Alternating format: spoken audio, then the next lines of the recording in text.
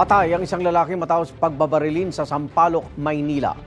May una balita live si Jomer Apresto. Jomer. Igan, dead on the spot ang isang tauhan ng Philippine Coast Guard matapos pagbabarilin dito sa bahagi ng J. Berlin Street sa Sampaloc, Maynila.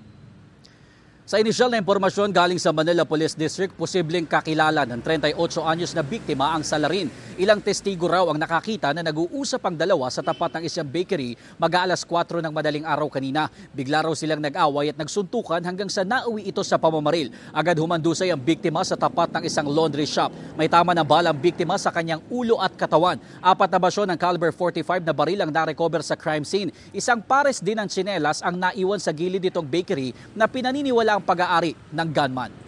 Igan, sa ngayon ay patuloy pa ang manhunt operation sa suspect. Dumating din kanina dito ang mga tauhan ng Coast Guard na kumuha sa bangkay ng biktima. At yan ang unang balita. Ako po si Jomer Apresto para sa GMA Integrated News. Igan, mauna ka sa mga balita, mag-subscribe na sa GMA Integrated News sa YouTube para sa iba't ibang ulat sa ating bansa.